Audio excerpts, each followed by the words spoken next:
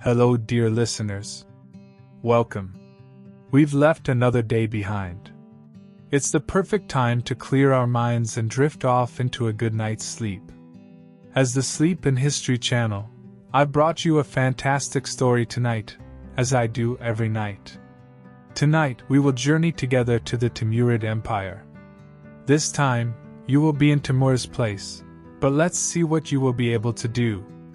Now lean back. Take a deep breath and let my voice carry you away. Before we embark on this time travel, I'm curious to know where you are and what you're doing right now. Don't forget to share it with me in the comments. Also, are there any historical topics on your mind for future episodes? I eagerly await your suggestions. Big greetings to all the friends who don't leave me alone, who get lost in the depths of history here every night. The story goes like this. In a dusty village in the middle of the steppe, a child was born. The villagers looked at him and thought, "He'll be a shepherd like the others." But this child was different even from the cradle. You know, those people who stand out from others even when they're young, with a glint in their eyes. He was exactly like that. While the other children chased after balls, he would spin his top with strategy. Perhaps every game he played at that age was a rehearsal for his future conquests. Who could have known that the nomadic star who would one day bring great empires to their knees would have such a humble beginning? Timur was born in 1336 in the village of Khwaja, near Kesh in present-day Uzbekistan. Not in palaces with pompous ceremonies, but in the windy tents of the steppe. He grew up in a family belonging to the Barlas tribe.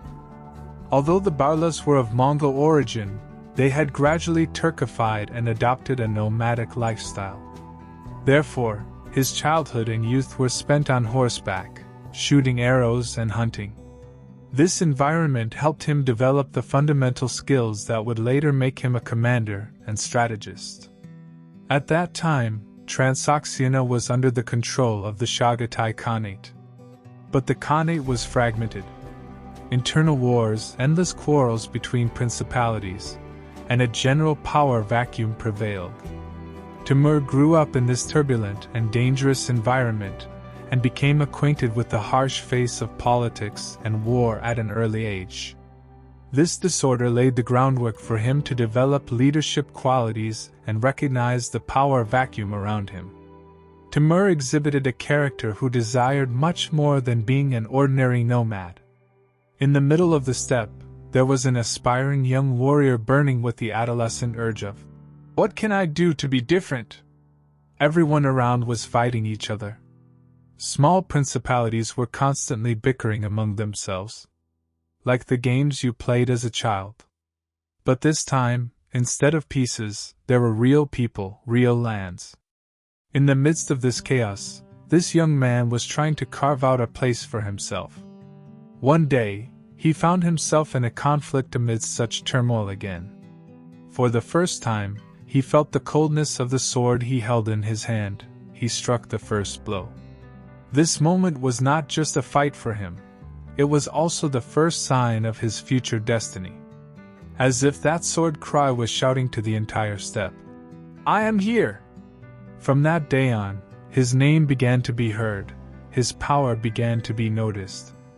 Timur's adolescence is still a misty phase containing many unknowns for historians. Sources do not provide very detailed information about this period. However, it is estimated that towards the end of the 1350s, he began to play an active role in the chaos of the fragmented Chagatai Khanate in Transoxiana. These years are a phase when he had not yet become a major figure, but critical foundations for his future role were laid. With the weakening of the Chagatai Khanate, the region was in a state of feudal anarchy. Every local lord acted like the king of his own small land and was constantly at war with his neighbors. Caravan routes had become unsafe, trade was disrupted, and the people were constantly caught in the middle of conflicts. This chaotic and dangerous environment served as a veritable laboratory for young Timur to hone his skills. In these uncertain years, Timur began to make a name for himself as a young and ambitious adventurer.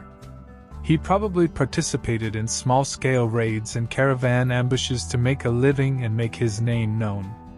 Such activities were quite common among steppe warriors of that period and provided both a source of income and practical combat training for young leader candidates. He began to form a small but gradually growing group of loyal warriors. This group would become his core army and lay the foundation for his future great conquests. The moment he first held a sword was most likely during a hunt or a small local conflict. However, this moment was far more than just grasping an ordinary weapon. It was the first spark of his future military genius and conquests. Every conflict, every risk taken made him more resilient, bolder, and at the same time, more cautious. These years matured Timur not only physically but also mentally and strategically. By observing the relations, political dynamics, and weak points of different tribes and communities, he laid the foundations of the political genius that would one day govern a great empire. This period saw his development not only as a warrior, but also as a skilled observer and student. He was receiving an education at the best university of the steppe, life itself. In ancient times, in a village, young men were bragging to each other. "I hunt a lion with one hand. I split a sword in midair." Meanwhile, a young warrior whose name was not yet well known was severely wounded in a conflict and began to limp. The village youths mocked him. "Hey, lame one, what are you going to do now? You can't fight anymore." The young warrior just smiled. "You think you've crippled my leg, but you've sharpened my mind. Now I'll take every step more carefully. I'll think about every move more delicately." And indeed, from that day on, although he gained the nickname, the Lame, he would accomplish much greater things with his mind and intelligence. Just like turning a handicap life gives you into an advantage. The lameness, one of Timur's most distinctive characteristics, was much more than just a nickname preceding his name. It was also an important turning point that shaped his personality and military strategies. The origins of this event date back to around 1363. At that time you, the young Timur, were trying to establish a place for yourself in the chaos of the fragmented Chagatai Khanate in Transoxiana. In order to turn this power vacuum into an opportunity and increase your regional influence, you intervened in a civil war in the Sistan region, part of present-day Afghanistan and Iran. This was a critical step for you to prove your military abilities and gain new allies. However, on this expedition, fate showed you a cruel side. During the conflicts in Sistan, according to some historical records, you were seriously wounded in your right leg and right arm by an arrow strike. According to others, by a sword strike. These wounds were so severe that, even after healing, they caused a pronounced limp for the rest of your life. It was this physical condition that earned you the nickname, Lank, meaning lame, in Persian. Thus, you entered the stage of history as Timur Lank. In the Western world, this nickname would eventually be pronounced as Tamar Lane. This lameness was not just a physical disability for you. It was also a great psychological test. For a warrior and leadership candidate, physical weakness could be seen as an unacceptable handicap in that era. However, you turned this situation not into an end but rather a beginning. Perhaps this wound pushed you to become more careful, more strategic in thinking, and more ruthless. You understood very well that you now had to advance not only with brute force but also with mind, tactics, and diplomatic intelligence. While recovering in bed, your mind perhaps became sharper than ever. As you planned each move, you developed new methods to compensate for your physical limitations. This injury was an important turning point that demonstrated your determination and resilience, and laid the foundation for the legend of Aksak Timur, Timur the Lame. For you, this situation would become a symbol not of weakness, but of becoming even stronger and sharper. Timur, young and lame-legged but with a sound mind, looked around. Everyone was fighting each other. No order remained. Like you'd say, "I'm the one to put this in order." That's exactly what he thought. First, he took small steps. He made calculations. Who can I be friends with? Whose back should I pat to benefit me? Before you knew it, yesterday's enemies were arm in arm today. Who knows what tomorrow would bring? The first seeds of that great empire were being sown with these small but clever steps. Like the first moves of a chess player, each one opened the path to future victories. A new period was beginning for Timur. Despite his physical disability, this situation had further increased his mental sharpness and strategic thinking ability. The Transoxiana region was in a complete power vacuum due to the weakness of the Chagatai Khans, descendants of Genghis Khan, and the constant disputes among local lords.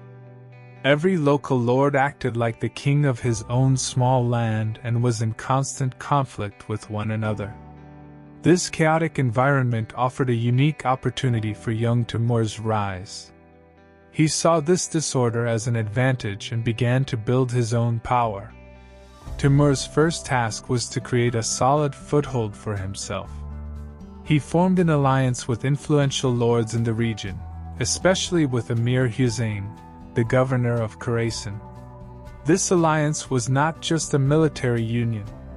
It was also a strategic move that allowed Timur to establish a place for himself in the political arena.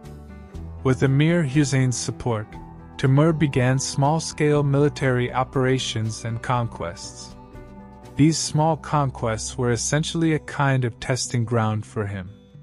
He was both proving his military abilities and demonstrating his leadership potential to the people around him.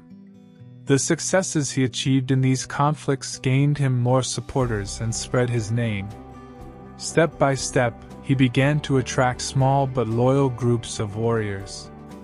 This was forming the first core of his future massive armies. During this period, Timur rose not only through warfare but also through diplomacy and political maneuvers. He was very careful about whom to ally with and whom to fight. Every move was like that of a chess player who could see the big picture. Sometimes he would make a deal with one lord, then reconcile with his enemy to weaken him, and then return to the first lord. Although such turns earned him a reputation for being unreliable, he acted with the philosophy that any means to his end was justified. In short, Timur was not just someone who swung a sword. He was also a skilled politician and public relations expert. He positioned himself as the one who would bring order in the eyes of the people. These first alliances and small conquests were the first and most important steps on his path to building a great empire. In this process, he was preparing for future great challenges by increasing both his military and political experience. Each small victory increased his self-confidence and allowed him to set bigger goals. The story goes like this. You are advancing through the steppe, uniting small lands piece by piece. But you know that real power is not there. The true wealth and prestige lie in those ancient lands where Genghis Khan's descendants sit. As they say, one must aim high. That's exactly what you're doing. Before you lies a vast legacy. The remnants of an empire that once shook the world. But this legacy is divided among quarrelsome heirs. As if a bunch of quarrelsome cousins are sitting on top of a great treasure, deciding who gets the bigger share. And you, in the midst of that chaos, have set your eyes on that treasure, waiting for the right time. This is not just a land conquest, it is also a battle for prestige. A dance in the shadow of Genghis Khan. Timur's eyes were now turned to a much larger target. Transoxiana, this region meaning, between the rivers.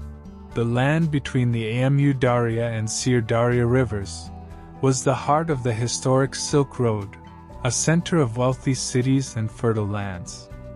But most importantly, it was the legacy of the Chagatai branch of the Genghis Khan Empire, and the region had become an arena of violent power struggle between different dynasties descended from Genghis Khan and local lords. Timur, had seen this power vacuum very well. There were two main Genghisid dynasties ruling in Transoxiana, the western branch of the Chagatai Khanate, Transoxiana, and the more eastern Mogolistan Khanate. These two structures were constantly at odds with each other.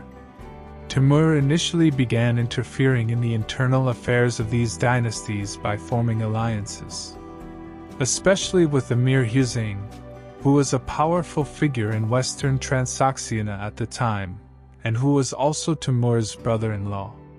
These two leaders acted together to end Mongol domination in the region and establish their own authority. However, even this alliance was complex, for both of them were competing for ultimate leadership. During this period, Timur demonstrated not only his military power but also his political and diplomatic intelligence. Since he was not descended from Genghis Khan, he could not directly take the title of Khan. However, according to Mongol tradition, it was possible to rule in the name of someone holding the Khan title. Therefore, to increase his legitimacy in the region, he placed a weak and puppet Genghisid prince, Sirgatmish Khan, on the throne and began to rule in his name. This strategy provided him with conformity to traditional Mongol laws and gave him legitimacy against his rivals. Timur's eye on Transoxiana was not merely about land-grabbing ambition. It was also an effort to legitimize his own imperial claim by seizing part of Genghis Khan's great legacy. The disputes among the Genghisid heirs in the region were an opportunity served on a golden platter for Timur. He would perform the steps of this complex dance with great skill. First, he would form alliances, then turn these alliances to his advantage, and finally become the sole ruler of the region. This process would once again demonstrate both his military genius and his political cunning. At that time, one of the most beautiful cities in the world was Samarkand. Like you'd say, "It should be mine." That's exactly what you were thinking. Every stone, every street of the city carried the whisper of a history. It dazzled with its wealth and splendor. But the gates of this city did not open to just anyone. So you were waiting for the right time to knock on those gates. Because capturing Samarkand was not just about conquering a city. It was also about cementing your power in the region and announcing to the whole world, "I am coming!" One of the pivotal events in Timur's rise in Transoxiana was his capture of Samarkand, considered the pearl of the region. This city was the heart of the region due to both its strategic location and its cultural and economic wealth. Timur, strengthened after his lameness and having allied with Emir Hussein, had increased his influence in the region. However, even this alliance was complex. For both Timur and Emir Hussein harbored the ambition of being the sole ruler of Transoxiana. Control over Samarkand, in particular, formed the main axis of the rivalry between these two leaders. Timur and Emir Hussein fought together in 1365 against a major attack launched by the Chagatai Khan Ilyas Khoja from Mogolistan on Transoxiana. In this war, especially in the battle known as the Battle of the Stone Bridge, they suffered a heavy defeat. Ilyas Khoja besieged Samarkand, but due to the resistance of the city's people and an outbreak of plague, he had to lift the siege. After this event, in Samarkand, the local people spontaneously began a resistance against the Mongol occupation and governed the city on their own. This situation opened a window of opportunity for both Timur and Emir Hussein. After Ilyas Khoja's withdrawal, Timur and Emir Hussein headed towards Samarkand, not recognizing the local administration there. However, this time the rivalry between them became even more evident. While Emir Hussein wanted to take Samarkand under his direct control, Timur was following a different strategy. Timur was gaining increasing popularity and began to win the sympathy of the city's people. Emir Hussein's oppressive and ruthless ruling style alienated the people of Samarkand. Timur took advantage of this situation to act against Emir Hussein. In 1370, he made his final move to capture Samarkand. When he approached the city, it became clear that Emir Hussein did not have enough support to defend it. Using both his military power and political influence, Timur had the gates of Samarkand opened without a fight. The city's people, tired of Emir Hussein's tyranny, saw Timur as a savior. Emir Hussein tried to flee but was caught and shortly after executed. For Timur, this was not just about conquering a city, it was also the declaration of his undisputed dominance in the region. With the capture of Samarkand, Timur declared this city the capital of his own empire. The city would witness great construction activity during his time, becoming one of the most magnificent cities in the world with huge mosques, madrasas, and palaces. Samarkand's wealth and strategic location would serve as an important base for Timur's future conquests. This event proved that Timur was not just a commander but also a great statesman and founder of an empire. He was transforming from a nomadic warrior into the ruler of an established state. You've taken Samarkand, eliminated your rival Emir Hussein. But you know that one does not become a ruler just by capturing a city. As they say, a crown does not make a king. That's exactly the situation. Before you are not only enemies but also centuries-old traditions and Mongol laws. How will you ascend to the head of a great empire without being a Khan? This was not just an ascension to the throne. It was also a difficult journey requiring delicate calculations that demanded political genius. As you entered through the magnificent gates of Samarkand, your mind held not just the throne but the future of an entire region. With the capture of Samarkand and the elimination of Emir Hussein, Timur had achieved de facto sole power over Transoxiana. However, this was not enough for him to declare his sovereignty. The region still adhered to deep-rooted Mongol traditions recognizing the legitimacy of the Chagatai Khans, descendants of Genghis Khan. Since Timur himself was not of Genghisid descent, he could not directly take the title of Khan. This situation was a major political challenge for him. For at that time, ruling over vast lands without a Khan was almost impossible. Timur followed a very intelligent and pragmatic strategy to overcome this obstacle. In 1370, Timur convened a great Kurultai, assembly in bulk. This Kurultai was a kind of coronation ceremony. However, instead of declaring himself Khan, Timur placed a weak and puppet prince of Genghisid descent, Suyurgatmish Khan, on the throne. This move showed that he was acting in accordance with Mongol customs and gave him the legitimacy to rule with the title of Emir, meaning commander or lord. So, while Suyurgatmish Khan remained the Khan on paper, real power and administration were in Timur's hands. This situation is one of the most important examples of Timur's political genius and adaptation ability. He appeared to preserve the old traditions while consolidating his own power. The path to the declaration of sovereignty was not limited to placing Suyurgatmish Khan on the throne. Timur also managed to gather different tribes and lords around him. In doing this, he used both his military power and his diplomatic skills. He rewarded those who submitted. He ruthlessly crushed those who resisted. The disciplined and loyal army he established during this period played a key role in consolidating his power. Also, by conquering new lands and distributing the booty he obtained to his people, he won their support. After declaring his sovereignty, Timur declared Samarkand his capital and subjected the city to a great construction campaign. Architects, artists, and scientists from all over the world rebuilt the city.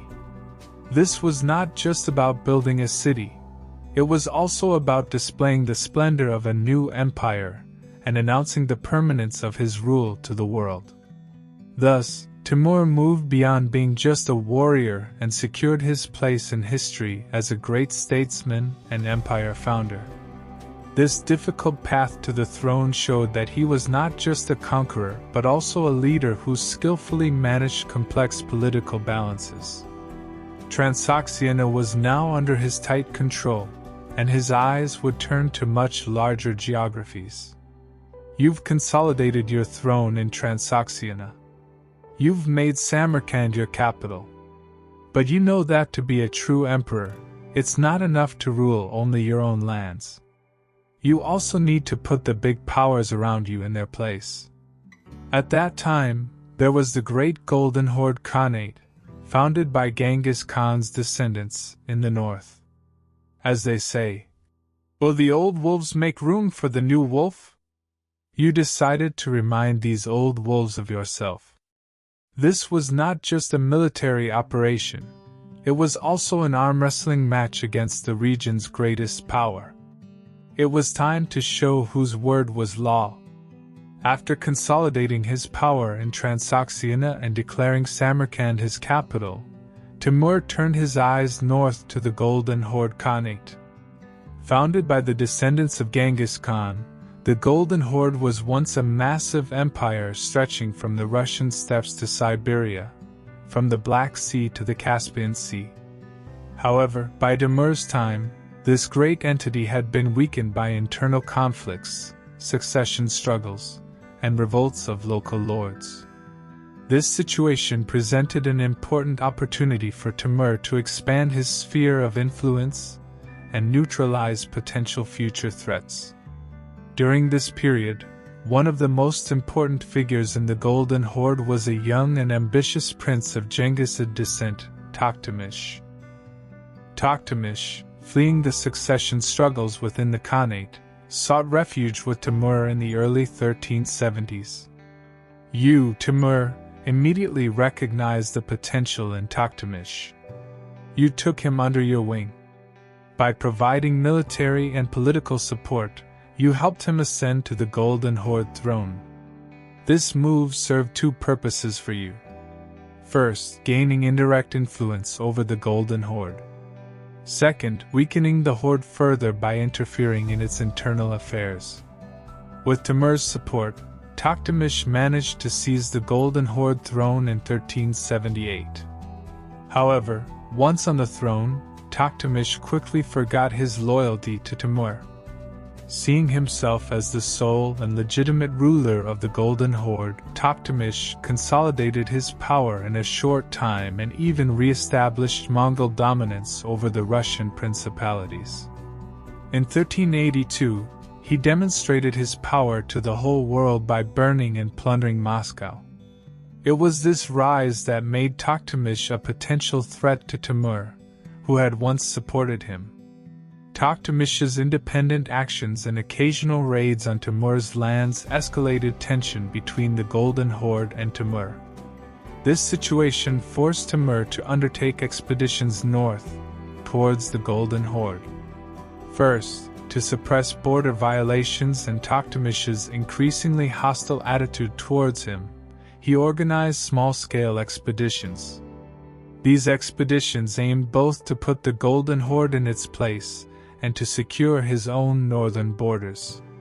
These first northern expeditions were generally of a reconnaissance nature and were more about shows of force and logistical preparation stages in enemy territory than large-scale pitched battles. In these expeditions, Timur found the opportunity to identify the Golden Horde's weak points and prepare the ground for future larger campaigns. This first warning to the Golden Horde would herald the bloody wars that would later occur between the two great leaders and change the fate of all Central Asia. With these moves, Timur proved he was not just the ruler of a region, but also a figure capable of shaping the balance of power in the Eurasian steppes. You've given the Golden Horde its first warning. No threat comes from the north for now. But you know that a true emperor doesn't fight on just one front. You turned your eyes south, to Iran and Iraq. These are not just flat lands, you know. A bunch of small kingdoms, principalities, khanates are all tangled up. As they say, there's a different voice from every head. Exactly such a situation. In the midst of this United Kingdom's chaos, you are planning how to bring each one to their knees, one by one. This is not just a matter of gaining land. It is also about reaching the heart of the Middle East, seizing control of the Silk Road, and demonstrating your power to the whole world. After consolidating his power in Transoxiana and having his first confrontations with the Golden Horde in the north, Timur turned his attention southwest, to the geography of Iran and Iraq. This vast geography had a highly fragmented political structure at that time. After the collapse of the Mongol Ilkhanate, various local dynasties, principalities, and emirates like the Jalayirids, Muzaffarids, and Kara Koyunlu were engaged in a constant power struggle. These structures, each acting independently in their own region, constantly clashed with each other, leading to general instability in the region. This fragmentation was like an invitation for a great conqueror like Timur. Timur's Iranian and Iraqi campaigns generally took place as large-scale operations known as the 3-year campaign, 1386 to 1388, and the 5-year campaign, 1392 to 1396. His aim was not only to conquer land but also to seize control of the Silk Road and incorporate the resources of this wealthy geography into his own empire. First target, Iran. The 3-year campaign. Timur first headed towards the western region of Mazandaran. Then he brought Khorasan completely under his control. He targeted the local principalities here, especially the Muzaffarids. The Muzaffarids were a powerful dynasty in southern and central Iran. However, they were also struggling with internal succession conflicts. Timur took advantage of these initial conflicts and exploited their weaknesses. Important cities like Shiraz, Isfahan, and Tabriz were captured one after another by his armies. Especially the rebellion during the conquest of Isfahan and the subsequent massacres displayed Timur's ruthless face to the whole world and instilled great fear in the region's people. With these campaigns, a large part of Iran came under Timur's dominion. The Iraqi front in Baghdad. The 5-year campaign. After bringing Iran under control, Timur's eyes turned to Iraq. In Iraq, the powerful Jalayirid dynasty ruled. Baghdad was their capital and one of the most important trade and cultural centers of the Middle East. Timur marched on Baghdad in 1393. The Jalayirid Sultan Ahmad Jalayir, facing Timur's advance, had to abandon the city and flee to Syria. Baghdad quickly fell into Timur's hands. For him, this was not just the conquest of a city, it was also a symbolic victory due to its status as the former capital of the Caliphate. The fall of Baghdad meant that Jalayirid power was significantly broken. During these campaigns, Timur not only used his military power, he also demonstrated his diplomatic skills. He made agreements with some local principalities. He took those who accepted submission under his protection. However, he showed no mercy to those who resisted. The architects, artists, and scholars from the conquered cities were brought to Samarkand, and this was part of Timur's effort to further enrich his capital and turn it into a cultural center. The fall of these united kingdoms of Iran and Iraq consolidated the Timurid Empire's hegemony in the Middle East. These victories once again demonstrated both his strategic genius and his relentless conqueror character. His conquest of this vast geography provided him with a huge human resource and economic resource for his future major campaigns. Now Timur was becoming not only the undisputed ruler of Central Asia but also of the Middle East. You've brought Iran and Iraq to their knees too. It seems like there's hardly anyone left to challenge you. But your eyes are always on the beyond, on more. One day, you hear such stories from merchants and travelers that they boggle the mind. They say that in the east, beyond great mountains, there is such a land. Its rivers flow with pearls, its lands gush gold. They fight with elephants. Their sultans walk with diamonds. As they say, the smell of wealth has reached my nose. You have smelled that wealth too. This is not just an expedition. It is also chasing dreams and legends, seizing the world's greatest riches. The gates of Delhi were saying to you, welcome? Wait a minute. But you never knew how to stop anyway. After the great successes on the Iranian and Iraqi fronts, Timur's eyes turned to a much more distant and exotic geography, India. India was world famous for its wealth, precious stones, spices, and trade routes known for thousands of years. Also, the internal conflicts and weakness of the Delhi Sultanate at that time prepared suitable ground for Timur to launch an expedition to these wealthy lands. Timur had also put forward religious justifications for the expedition. He claimed that the Muslim rulers in India were not strict enough against the Hindu population and did not spread Islam sufficiently. This justification was used to motivate the ulama and Muslim warriors in his army. In 1398, Timur entered India with his massive army of approximately 90,000, crossing those formidable Hindu Kush mountains. This in itself was an operation requiring logistical prowess. His army faced great difficulties advancing through mountainous and rough terrain. However, Timur's iron-disciplined army overcame all obstacles and reached the Indus River. After crossing the river, the minor resistance of local Indian princes was easily overcome. Timur's strategy was generally to advance at lightning speed and catch the enemy unprepared. The main great challenge emerged as they approached Delhi, the capital of the Delhi Sultanate.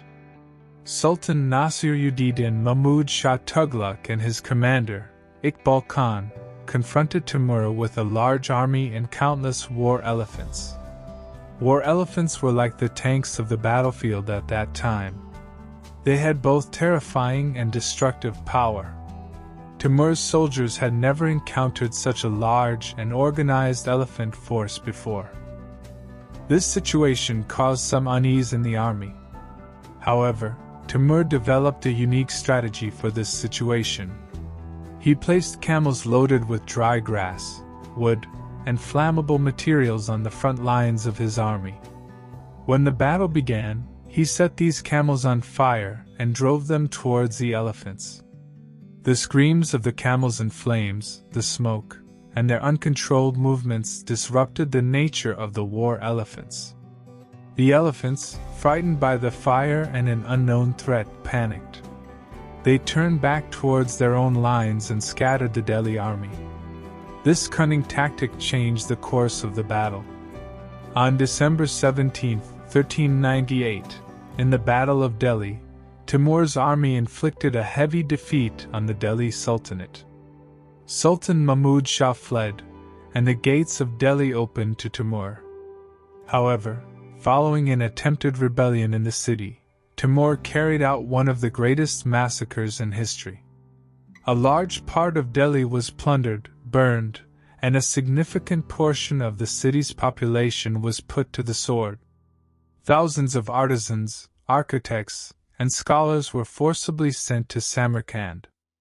Timur stayed in Delhi for only 15 days. After collecting the city's wealth and having the sermon read in his name, he left India in early 1399. He chose to plunder India rather than conquer it.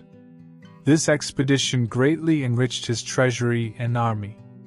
The Delhi Sultanate, after this blow, would never regain its former power and, after Timur's withdrawal, would fragment among regional powers.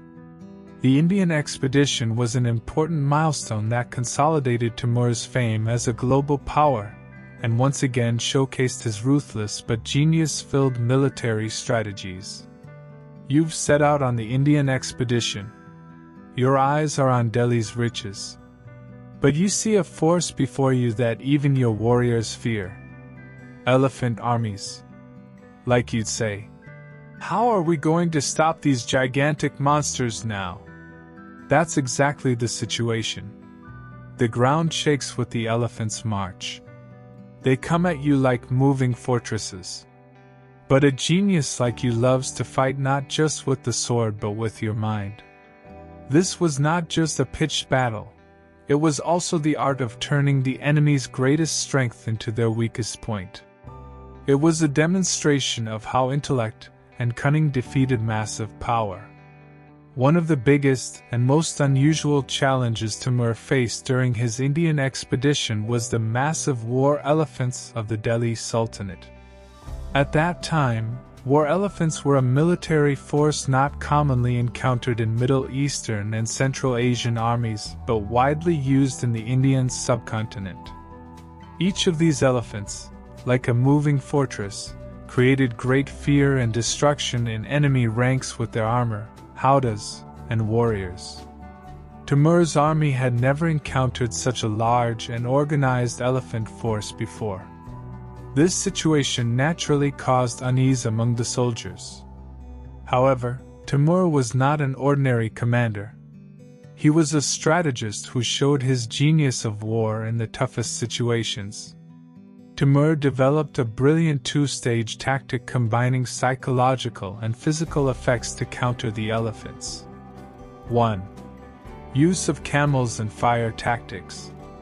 He placed camels loaded with dry grass, wood, pitch, and other flammable materials on the front lines of his army and, when the battle began, set these camels on fire and drove them in their panic state towards the elephants. The screams of the camels in flames, the smoke, and uncontrolled movements disrupted the nature of the war elephants. The elephants, frightened by the fire and an unknown threat, panicked. They turned back towards their own lines, scattering the Delhi army. The uncontrolled retreat of the elephants caused them to trample their own soldiers and create great chaos. 2. Spear obstacles and ranged fire. Taking advantage of the confusion created by the camels, Timur's soldiers, especially spearmen and archers, went into action. Specially trained spearmen targeted the elephants' sensitive points, their eyes, trunks, and legs, while archers launched a dense rain of arrows at the elephants and the warriors on them. Timur's army also set up traps filled with iron spikes and thorny obstacles to slow down and wound the elephants. This was an effective method to stop the elephants' forward charge and make them more vulnerable. Thanks to these mind games and tactical genius, Timur's army inflicted a great defeat on the Delhi Sultanate's massive war elephants. The unexpected return of the war elephants to their own armies created great panic and dispersal in the Delhi ranks. Sultan Mahmud Shah had to flee, and the gates of Delhi opened to Timur. This victory once again proved that Timur was not just a brave warrior but also possessed unique strategic intelligence capable of turning the enemy's strength into weakness. His bringing the elephant armies to their knees became one of the most striking achievements that cemented his place in military history and made his name legendary. You've collected India's riches, even brought the elephant armies to their knees. Now everyone from Central Asia to India knows your name. Everyone fears you. But you know that a great empire has no borders. You set your eyes on the west, on the Mamluk Sultanate, the most powerful state in the Middle East at that time. Hearing of Egypt's abundance and Damascus's splendor, you can't sit still. As they say, you cannot become the greatest without fighting the greatest rival. So you are preparing to face your greatest rival. This was not just expedition preparation. It was also an escalating tension, ready to explode at any moment, between the two giants of the Middle East. These were moments when diplomacy was sharper than the sword. Returning victorious from the Indian expedition, Timur was preparing for a new major campaign with the goal of expanding his empire's borders westward and consolidating his dominance in the Middle East. The Egyptian campaign. The main purpose of this campaign was to bring to heel the powerful and long-established Turkic Circassian state, the Mamluk Sultanate, which controlled Egypt, Syria, and the Hijaz regions. The Mamluks had been seen as the protectors of the Islamic world for centuries, holding the title of the only power that had even stopped the Mongol invasions. This situation made them both a prestigious target and a potential threat for Timur. Several important reasons lay behind the Egyptian campaign. First, Timur's constant expansionist ambition and ideal of being the sole world emperor drove him to subdue a great power like the Mamluks. Second, the Mamluk Sultanate had granted asylum to some Jalayirrid and Karakoyunlu princes whom Timur had previously defeated, even supporting his enemies and questioning his authority. Especially, the Jalayirrid Sultan Ahmad Jalayir and the Karakoyunlu leader Kara Yusuf had fled to Mamluk territories from Timur, and this escalated diplomatic tension. Third, the important western routes of the Silk Road and the Islamic world's holy cities, Mecca and Medina, were under Mamluk control. This was important for Timur both economically and for religious prestige. Before setting out on the Egyptian campaign, there was increasing diplomatic tension between him and the Mamluks. Timur repeatedly sent envoys to the Mamluk Sultan Faraj, demanding the surrender of the refugee leaders, recognition of his superiority, and conveying various demands. This exchange of embassies was generally full of threatening language and arrogant letters. In his letters, Timur emphasized his own power and previous victories, inviting the Mamluks to submit. The Mamluk Sultanate, trusting in its ancient power and prestige in the Islamic world, rejected Timur's demands and sometimes even insulted his envoys. This mutual stubbornness heralded an inevitable conflict between the two great powers. Timur was making his campaign preparations in a very comprehensive manner.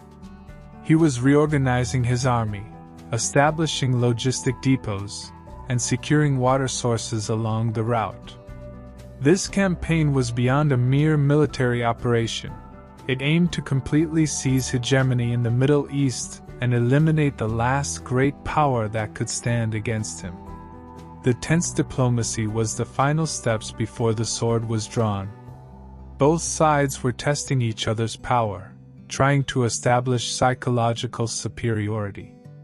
However, Timur's determination and expansionist policy were a clear sign that this tension would eventually turn into a hot conflict. The arrow was about to leave the bow, and the Middle East was preparing for the war of two great emperors. You've completed preparations for the Egyptian campaign. Your eyes are fixed on those ancient cities in Mamluk hands. As they say, all is fair on the way to the goal. That's what you think too. Syria, considered the heart of the Middle East, dazzles with its riches, trade routes, and strategic location. But this is not just a passage.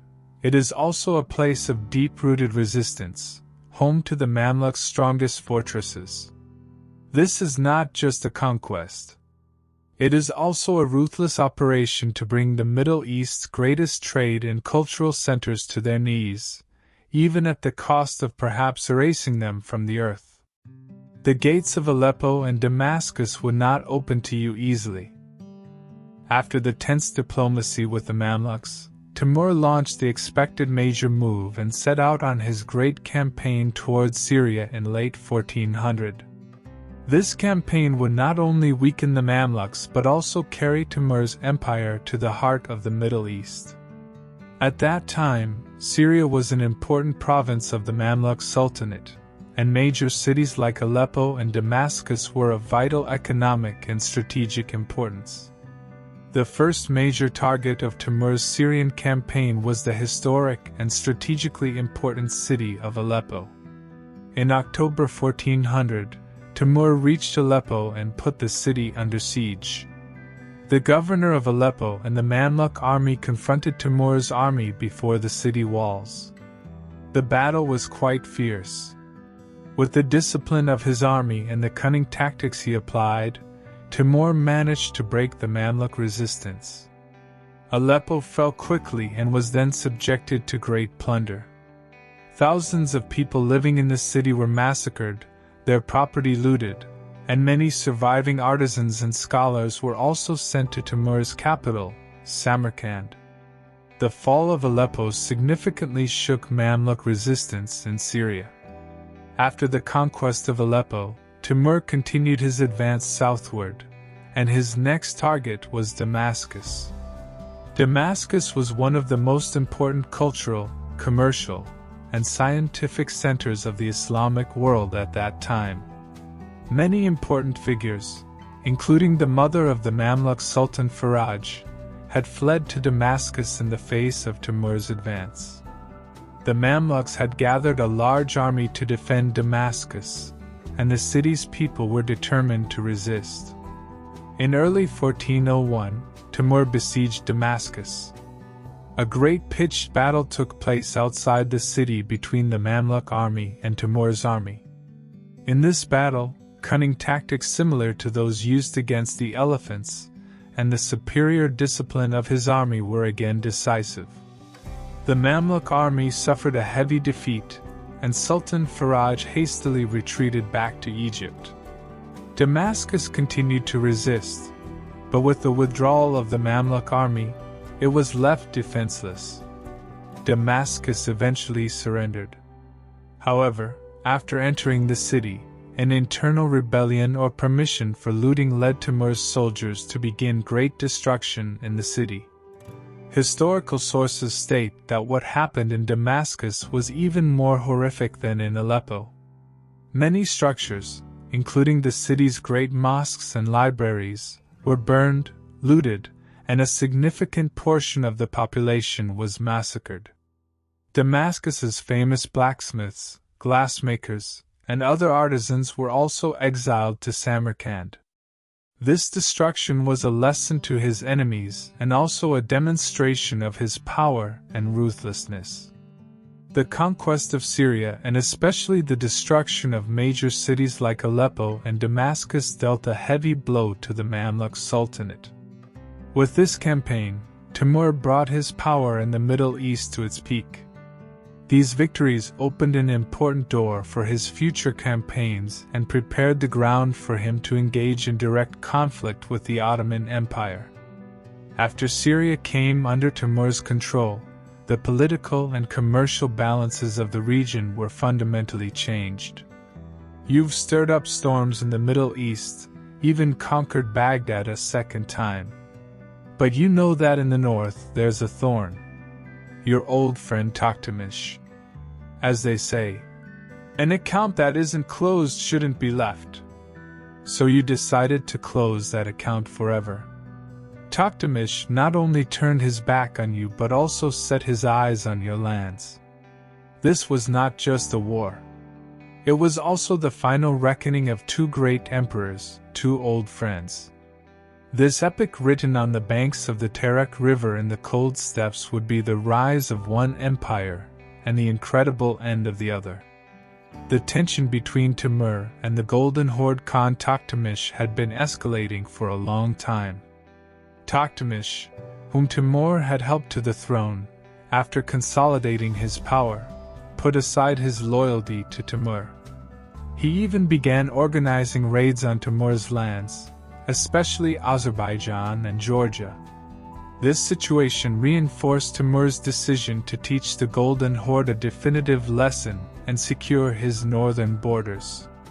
Tokhtamysh's plundering of Azerbaijan in 1395 after crossing the Derbent Pass was the last straw that broke the camel's back. In the early months of 1395, Timur set out on an expedition northward towards Golden Horde territories with his massive army. His aim was to completely break Tokhtamysh's power and weaken the Golden Horde so that it would never again pose a threat to him. The two great armies came face to face on the banks of the Terek River on August 15, 1395. This battle is considered one of the largest and bloodiest pitched battles in history. The Battle of the Terek River was of vital importance for both sides. Tokhtamysh relied largely on cavalry units in his army and planned to use traditional Mongol war tactics, rapid maneuvers and arrow storm strategy. Timur, on the other hand, was known for his army's discipline, superior organization, and complex tactics. Before the battle, Timur's commanders and strategists had analyzed Tokhtamysh's possible moves in detail. The battle began with Tokhtamysh's fast and fierce attack. However, Timur had positioned his army masterfully. While keeping the center of his army strong, he left the wings flexible, aiming to trap the enemy with encirclement tactics. One of the most critical moments of the battle occurred when the right wing of Tokhtamysh's army pierced the left wing of Timur's army.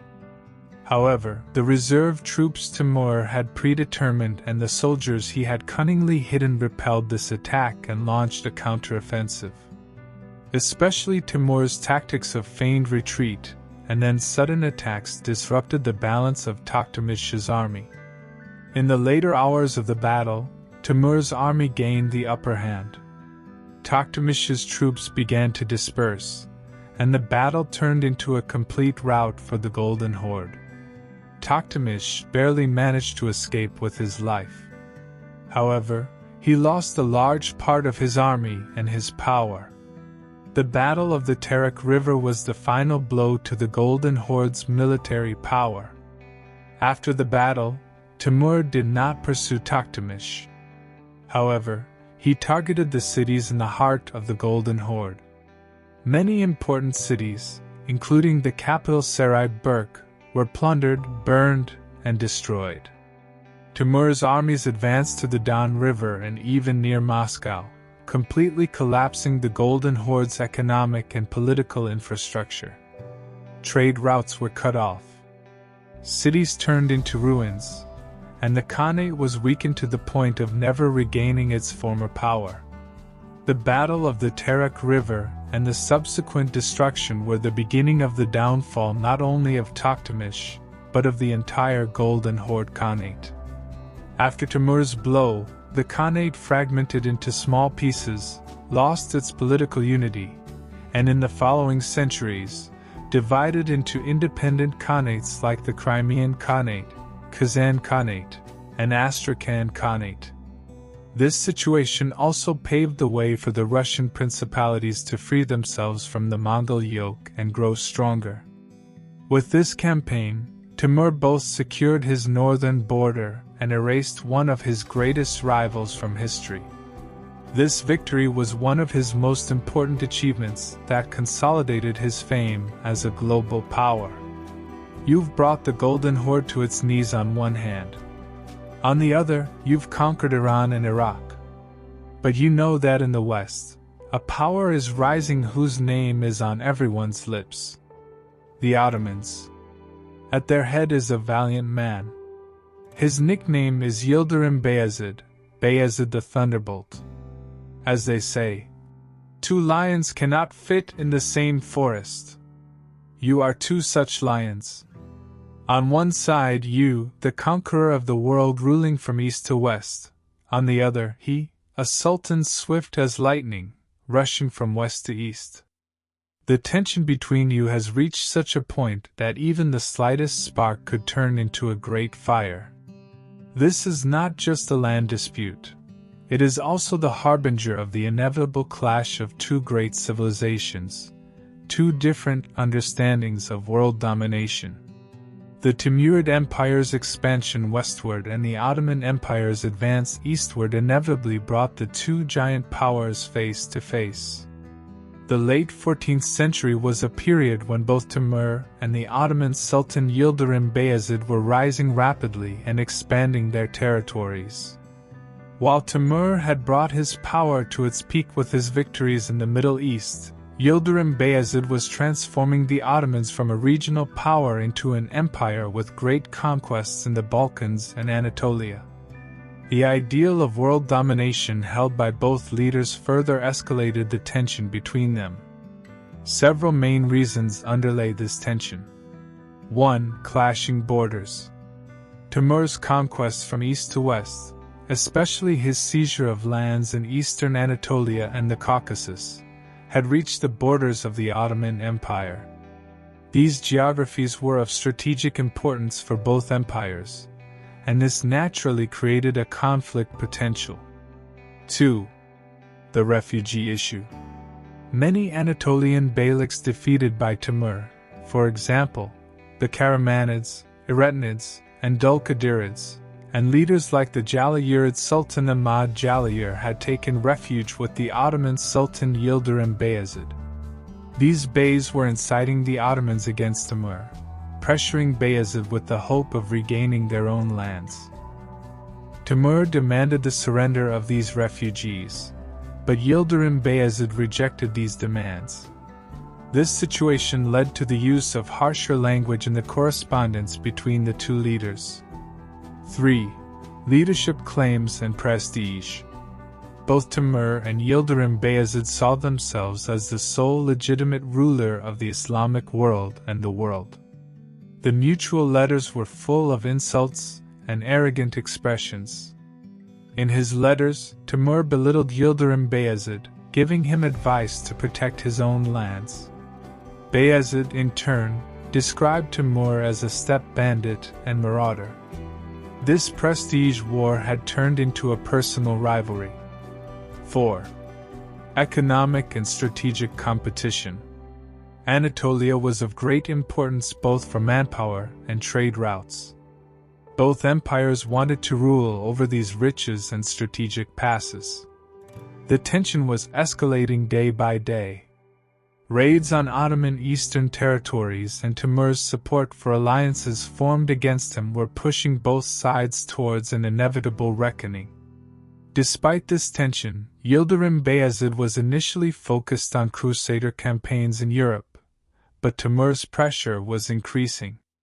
By capturing Shivas in eastern Anatolia in early 1400 and subjecting it to great destruction, Timur delivered the first serious blow directly to Ottoman lands. The fall of Shivas created a great shock effect on the Ottomans, and showed that war between the two empires was now only a matter of time. Diplomatic channels were blocked.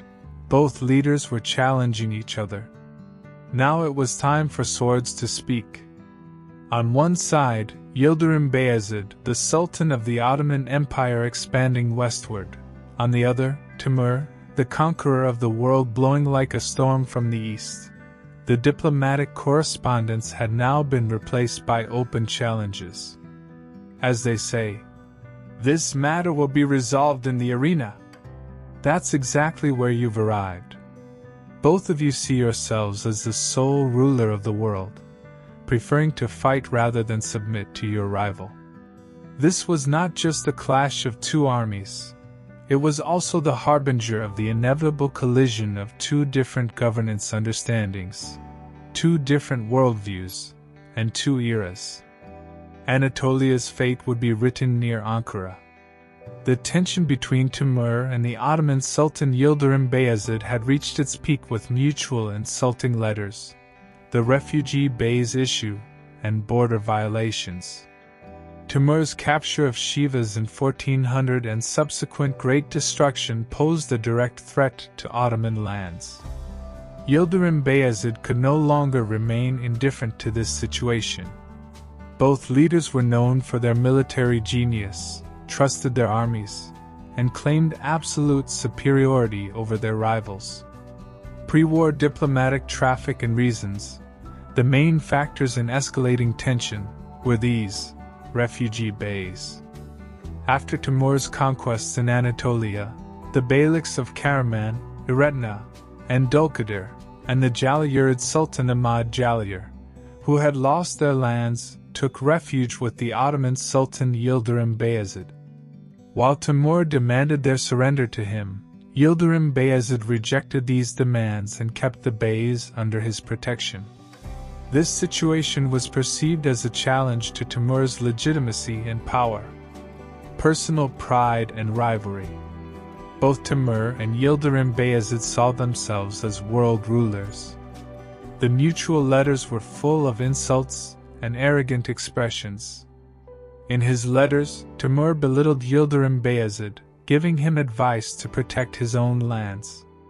Bayezid, in turn, described Timur as a steppe bandit and marauder. This prestige war had turned into a personal rivalry. Clashing borders and strategic regions. Timur's conquests in Azerbaijan, Georgia, and eastern Anatolia had directly reached the borders of the Ottoman Empire. Especially the claim of dominance over regions west of the Euphrates River brought the two powers face to face. Preparations and shows of force. Timur had further strengthened his army with the enormous booty and experience gained from his Indian and Syrian campaigns.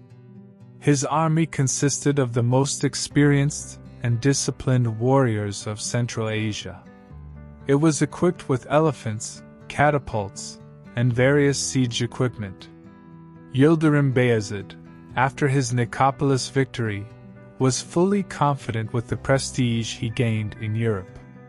He had completed his conquests in the Balkans and largely achieved unity in Anatolia. His army consisted of experienced Sipahis from Rumelia and Anatolia and Janissaries. In the first months of 1402, Timur began advancing from eastern Anatolia towards Ottoman lands. His target was Ankara. As he advanced through Ottoman territories, he aimed not so much to burn and destroy cities but to draw Yildirim Bayezid into an open field by creating psychological pressure. Upon hearing of Timur's advance, Yildirim Bayezid also gathered his army and moved towards Ankara. Bayezid's aim was to stop Timur's advance and end his claims with a decisive victory. The two armies were preparing to face each other in the Cubic Plain near Ankara in the summer months of that year. This was not just a war, it was also the final reckoning of two great commanders and the two imperial understandings they represented. The strategic maneuvers before the battle, control of water sources, positioning of armies, etc., required great intelligence and experience. Anatolia was preparing to witness the collision of two eras, and the outcome of this battle would determine the future not only of two rulers but of an entire geography. You and Yildirim Bayezid, two mighty rulers, are face to face for the final reckoning in that ominous cubic plain near Ankara. As they say, swords are drawn. Now it's the turn of horses and arrows. That's exactly the moment. The air is tense. The massive crowds of the two armies fill the plain. In each soldier's eyes is either the hope of victory or the fear of death. This battle would determine not only who was stronger but also the future of Anatolia and the Middle East. Welcome to that day when one era closed and the fate of another was rewritten from scratch.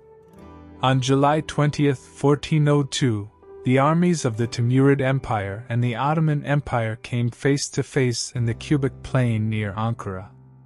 This battle was one of the greatest pitched battles in history, and its results would have deep effects on both the Eastern and Western worlds. Both sides had long been preparing for this encounter and had infinite trust in their army's strength. Army strength and commanders. Timur's army is estimated to have consisted of approximately 160,000 to 200,000 soldiers. This army consisted of the most experienced and disciplined warriors of Central Asia, especially cavalry and archers. Timur would also use the war elephants he brought from his Indian campaign in this battle. The army's logistical and strategic planning was extraordinary. Timur had applied the tactic of controlling water sources on the battlefield to deprive the Ottoman army of water. The Ottoman army is thought to have consisted of approximately 100,000 to 120,000 soldiers. The Ottoman army consisted of experienced Rumelian and Anatolian Sipahis, foot and mounted janissaries, Azaps, and troops from the Anatolian Beyliks. Yildirim Bayezid was known for his warrior spirit and ability to act with lightning speed. Course of the battle. The battle began in the early hours of the morning and continued violently throughout the day. Timur had positioned his army in a crescent shape, keeping the center strong and the wings flexible. The key moments of the battle were these: 1. Wing attacks and elephant tactics. At the beginning of the battle, Timur used the wings of his army to put pressure on the Ottoman wings. Especially driving the Indian elephants towards the Ottoman army created an initial surprise. However, the Ottoman cavalry showed brave resistance against the elephants. 2. Defection of Tatar troops. One of the most critical turning points of the battle was the defection to Timur's side during the Battle of the Tatar troops in the Ottoman army, and some Beylik soldiers who had joined the Ottoman side from lands previously conquered by Timur. This situation disrupted the order of the Ottoman army and seriously lowered morale. The Ottoman soldiers, already struggling with thirst, experienced great shock at this betrayal. Although a large part of his army dispersed, Yildirim Bayezid continued to fight with his loyal janissaries and some Sipahi units. He withdrew to a small hill in the Cubic plain and showed his final resistance. However, Timur's army surrounded Bayezid, and despite all resistance, towards the late afternoon near the end of the battle, Bayezid was captured. Results and effects of the battle. The Battle of Ankara was a devastating defeat for the Ottoman Empire. The capture of Yildirim Bayezid. The Ottoman Sultan became the first and only ruler to be captured on the battlefield. This situation created an unprecedented shock effect in Ottoman history. The Interregnum period. After the battle, the Ottoman Empire entered an interregnum period that would last approximately 11 years. Succession struggles began among Yildirim Bayezid's sons, and this situation dragged the state into great chaos. Many Beyliks under Ottoman control in Anatolia declared independence or were re-established. Stagnation in the Ottoman rise. The rapid expansion of the Ottomans towards Europe halted. This situation gave European states, especially the Byzantine Empire, a breathing opportunity. Timur, on the other hand, reached the peak of his power with this victory. The Battle of Ankara proved his military genius and his empire's might to the whole world. However, Timur preferred to restore the Anatolian Beyliks and leave the Ottomans weakened rather than permanently annexing Ottoman lands. The Battle of Ankara was not just a battle. It was also a day when two great civilizations, two world domination claims, collided and destiny was rewritten. The echoes of this battle would be felt for centuries. You've won the Battle of Ankara. The field is yours, but the most gripping moment of the battle was the capture of that tough sultan, Yildirim Bayezid. As they say, swords are drawn. Now it's the turn of horses and arrows. That's exactly the moment. The air is tense. The massive crowds of the two armies fill the plain. In each soldier's eyes is either the hope of victory or the fear of death. This battle would determine not only who was stronger but also the future of Anatolia and the Middle East. Welcome to that day when one era closed and the fate of another was rewritten from scratch. The great defeat suffered at the Battle of Ankara on July 20, 1402, meant not only a military disaster for the Ottoman Empire but also an unprecedented ruler captivity. At the end of the battle, Yildirim Bayezid withdrew to a small hill in the Cubic plain with his loyal janissaries and showed his final resistance.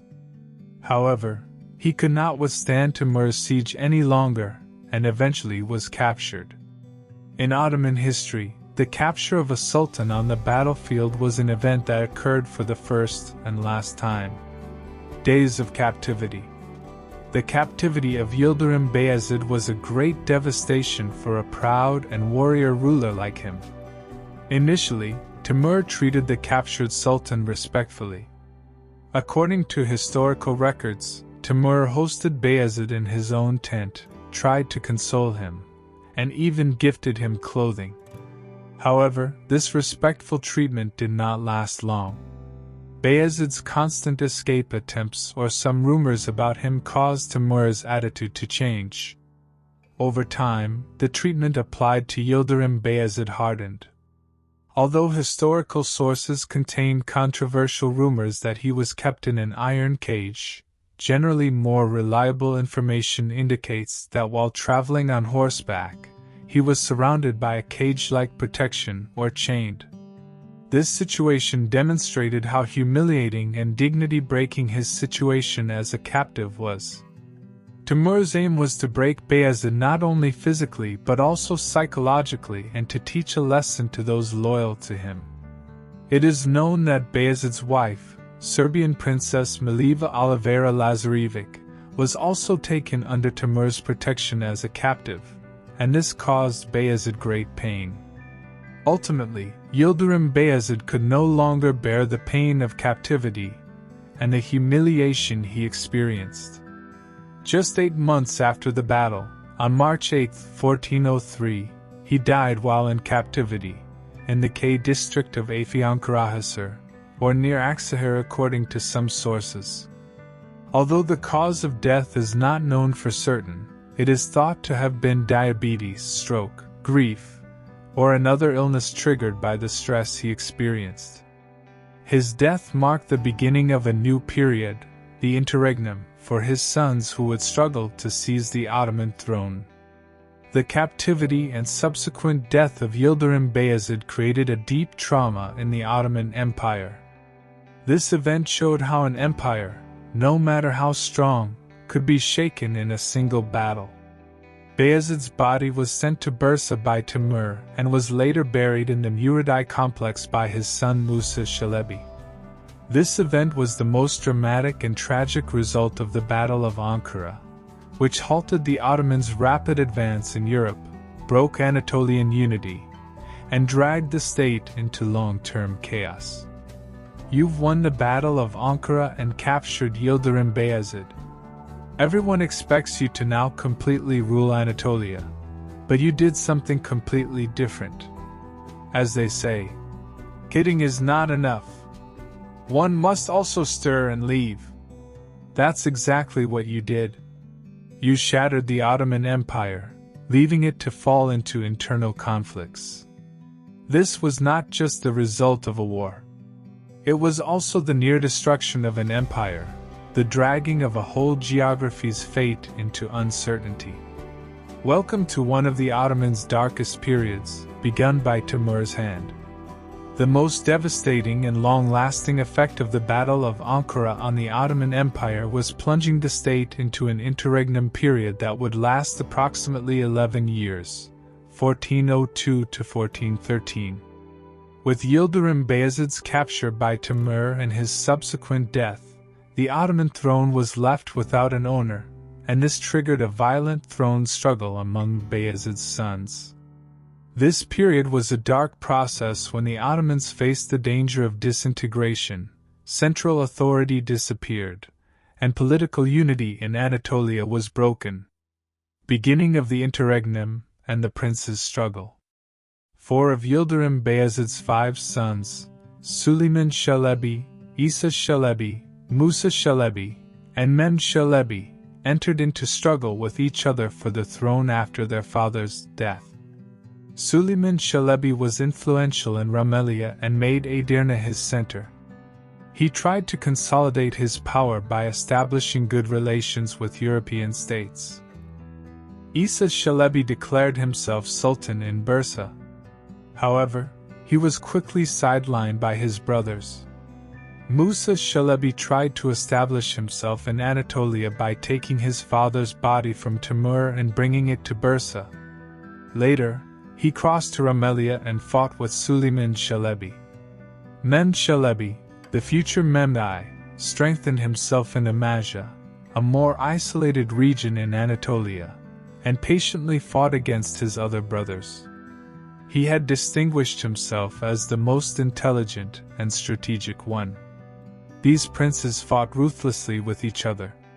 Sometimes they made alliances with external powers, like Byzantium, Venice, Serbian despotates, and Anatolian beyliks, to weaken their rivals. Each prince had essentially established a small state in the regions loyal to him, and this threatened the integrity of the Ottoman state. Timur's indirect legacy. After defeating the Ottomans at the Battle of Ankara, Timur did not directly annex Anatolia into his own empire. Instead, he re-established the independence of all the beyliks that the Ottomans had previously captured in Anatolia or reinstated the old beys to their thrones. This situation completely destroyed the political unity that the Ottomans had provided in Anatolia for about 100 years. Timur's strategy aimed to prevent a strong rival from emerging on the western border of his own empire by leaving the Ottomans weak and fragmented. Thus, he prevented the Ottomans from becoming a future threat to him. This was Timur's tactic of paralyzing the Ottomans indirectly rather than dealing them a direct blow. Results of the interregnum. Political unity was broken. Many independent beyliks re-emerged in Anatolia, like the Germianids, Aidinids, Sarahanids, Menticides, etc. Economic devastation. Due to civil wars and constant conflicts, trade was disrupted, cities were plundered, and agriculture suffered.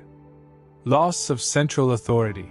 The absence or weakness of the Sultan disrupted the functioning of the state mechanism.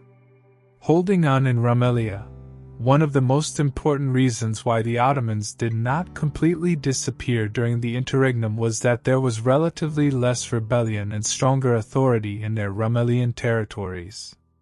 Thus, a basis from which the state could be rebuilt remained. Although the interregnum was one of the most critical periods in Ottoman history, it surprisingly did not result in the complete destruction of the state. With Mem Shalebi defeating his other brothers and seizing the throne, the interregnum ended in 1413. This period also showed how solid institutions and a strong state tradition the Ottomans possessed. However, these dark 11 years went down in history as the greatest and most indirect blow Timur dealt to the Ottomans. On one hand, you're bringing your enemies to their knees. On the other, you're starting interregnum periods. But you know that a true empire is immortalized not only through war but also through art and architecture. As they say, what is taken with the sword is protected with the pen. So you decided to turn the heart of your conquered lands, Samarkand, into an architectural marvel. The unique artisans you brought from India and Syria would build not just buildings but also works that would make your name live for centuries. This is not just the construction of a city, it is also the concrete manifestation of an empire's splendor, genius, and power. Samarkand would be reborn, as it were. Although Timur wrote his name in history as a world conqueror and ruthless warrior, a less known but very important aspect of his personality was his great support for art and science. His reign is particularly notable for his efforts to transform his capital, Samarkand, into a center of science and culture. Timur did not only allocate the booty he obtained from wars to military expenditures, he also brought the most talented scholars, artists, and artisans from conquered cities to Samarkand, turning this city into a center of attraction. Support for science. Timur's interest in science and knowledge played a big role, especially in the upbringing of his grandson Ulugh Beg and his orientation towards scientific activities. Timur had Ulugh Beg educated in mathematics, astronomy, and other sciences from an early age and supported him in these fields. The leading scholars of the period gathered in Timur's palace and in the madrasas he built, and important works were written. Significant advances were made, especially in mathematics and astronomy. The Ulugh Beg Madrasa and observatory built in Samarkand are the most concrete proofs of the importance he and his family gave to science. This observatory was one of the most technologically advanced observation houses of its time, and important astronomical tables, the Zij-Ulugh Beg, were prepared with the observations made here. Patronage of art and architecture. Timur's passion for art manifested itself especially in the field of architecture. The massive structures he built in Samarkand, like the Bibi Khanum Mosque, the Gurya complex, and the Shah-i-Zinda necropolis, were a reflection of his aesthetic understanding and quest for splendor. These structures were adorned with bright-colored tiles, elegant geometric patterns, complex calligraphy, and unique mosaics, leading to the birth of an original style known as Timur'S art. Gathering of artisans. During his conquests, Timur brought not only treasures but also thousands of talented architects, stonemasons, tile makers, painters, and calligraphers by force to Samarkand from cities he plundered, like Delhi, Damascus, Baghdad, Isfahan, Shiraz. This situation allowed different cultures and artistic traditions to come together in Samarkand and create a unique synthesis. Book arts and literature. In his palace, there were libraries and workshops where manuscript works were copied, miniatures were made, and binding art was practiced. Important poets and writers of the period also produced works under his patronage. They contributed to the development of literature in Persian and Turkish, Chagatai Turkish. This enlightened face of Timur did not limit his legacy to just military successes. It also inscribed him in history as a patron of culture and science. This art and science movement that flourished under the shadow of his sword created a lasting cultural impact in Central Asia and the Islamic world, despite his empire's short duration. Samarkand became one of the brightest science and art centers of the Middle Ages thanks to his vision. When the Timurid Empire became one of the most powerful states in Eurasia in the late 14th and early 15th centuries, Timur's role in international relations also increased.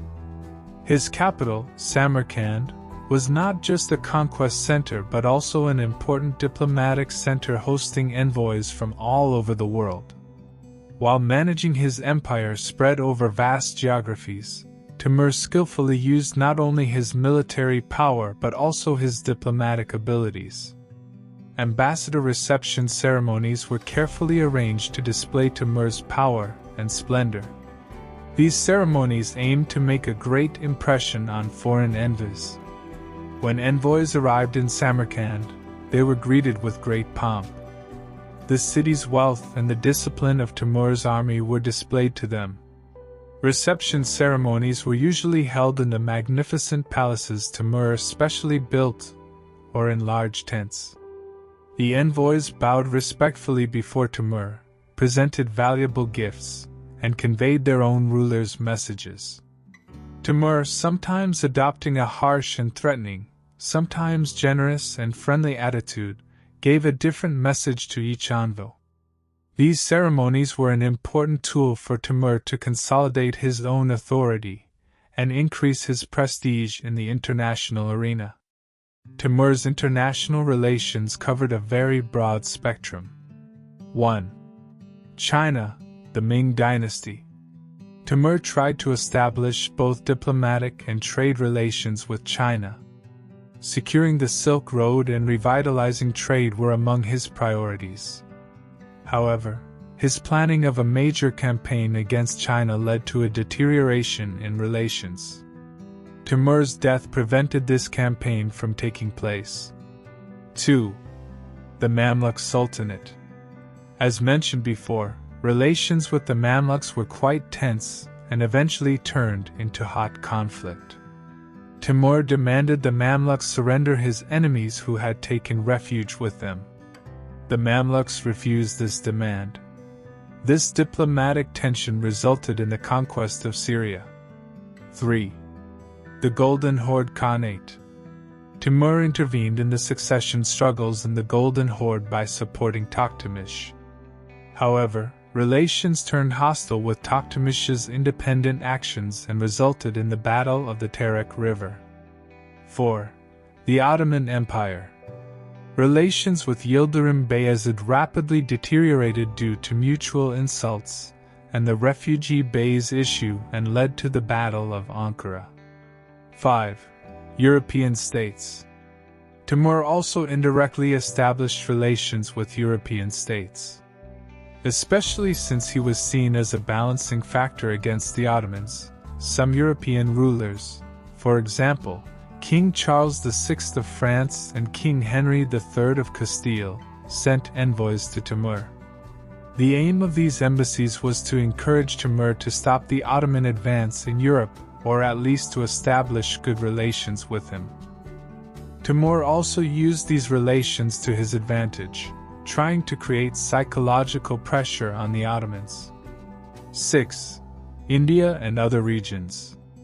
Before and after the Indian expedition, he also established diplomatic contacts with local rulers in the region, tying some to himself, crushing those who resisted. Timur managed these international relations moments skillfully in line with his empire's interests. He used embassies not only as an information-gathering tool but also as platforms to demonstrate his own power and determination. The ambassador reception ceremonies and international dialogues of his period are important examples showing how power balances were shaped in Eurasia in the late Middle Ages. The story goes like this. On one hand, you're conquering the world. You're hosting envoys from distant lands. But you know that the greatest danger sometimes comes from the closest. Especially from the intrigues swirling around that throne and the conflicts within your own family. As they say, home calculations don't match the markets. But since your market was the whole world, home calculations were much more complicated. Your sons, grandsons, commanders, each with eyes on the throne, you could fall into a plot at any moment. This was not just a family quarrel. It was also an arena where the most ruthless scenes of power's poisonous nature, betrayal, and throne games were played. The empire you built also needed protection from within. The vast empire Timur built had to struggle not only with external threats but also with intrigues from within, his own family and court circles.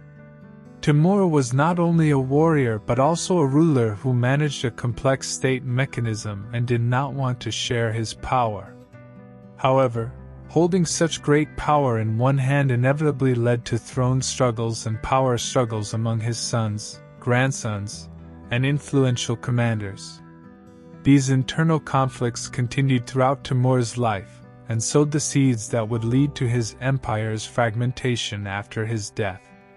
Rivalry among sons and grandsons. Timur had multiple sons and grandsons, and each held important positions within the empire. Timur generally distributed the vast conquered lands among his sons and grandsons in a structure similar to an appanage system, giving them governorships in certain regions. However, these governorships created ground for the young princes to consolidate their own power and compete with each other. Mirza Miranshah was one of Timur's eldest sons and served as governor of important regions like Azerbaijan and Iraq. However, he lost Timur's trust due to psychological problems and sometimes uncontrolled behavior. This situation also caused problems among Miranshah's own sons. Mirza Shah Rukh was one of Timur's most talented and disciplined sons. He served as governor of Khorasan and, after his father's death, would start the Timurid Renaissance by stabilizing the eastern part of the empire. However, even during Timur's lifetime, he had efforts to expand his own sphere of influence. Mirza Khalil Sultan was one of Timur's beloved grandsons. He was the closest to Timur at the moment of his death, and this situation would lead him to attempt to seize the throne. Ulugh Beg, another of Timur's grandsons, Ulugh Beg, was known more for his fondness for science and art, but he too had taken his place in the political arena. These princes, even during Timur's lifetime, coveted each other's regions and struggled to get into their father's good graces and gather their own supporters. Timur sometimes supported, sometimes suppressed these conflicts but could never completely eliminate them. His aim was to prevent any single son from becoming too powerful and becoming a rival to him, and to maintain balance. Conspiracies and betrayals in the palace.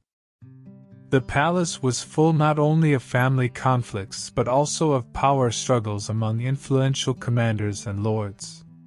Being close to the throne meant wealth and power. Therefore, intrigues like espionage, slander, and even assassination attempts to eliminate rivals were frequent. Timur was aware of these intrigues and frequently changed his commanders and administrators to prevent any of them from becoming too powerful.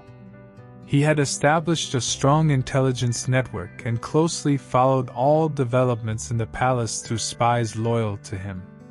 Those accused of betrayal were ruthlessly punished. These family conflicts and throne games within Timur's empire would intensify after his death, and would sow the seeds leading to the rapid fragmentation of the Timurid Empire. Timur had built a great empire. However, his own dynasty's ability to sustain this empire would prove insufficient in the absence of his political genius and centralized rule. These internal conflicts, while leading to the empire's weakening, also revealed how decisive Timur's personal power and charisma were.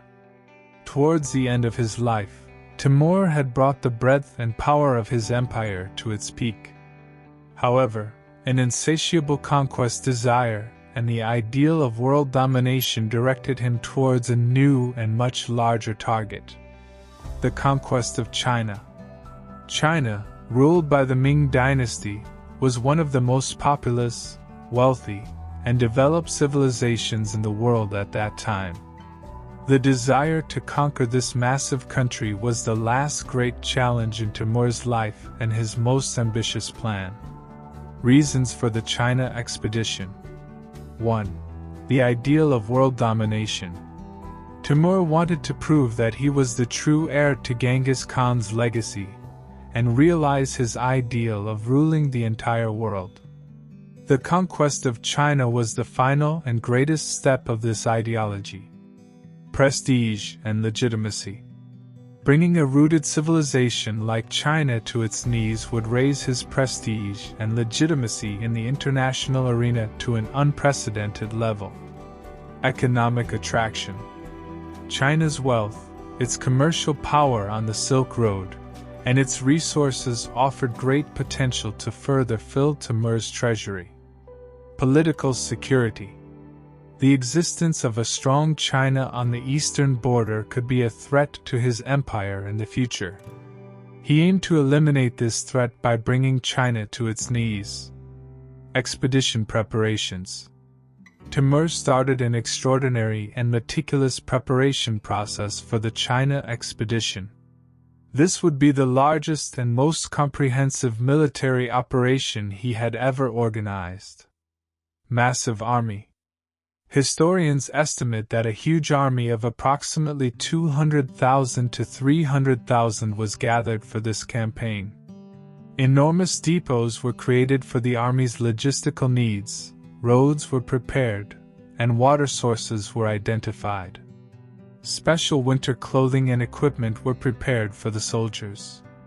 Vanguard units and reconnaissance.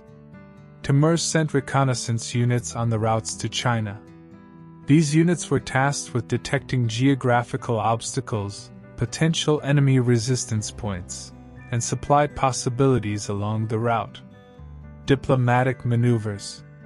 Diplomatic relations were also established with China before the expedition. However, these relations were generally full of tensions. Timur had sent letters to the Chinese emperor demanding his submission. Start of the expedition and the final journey.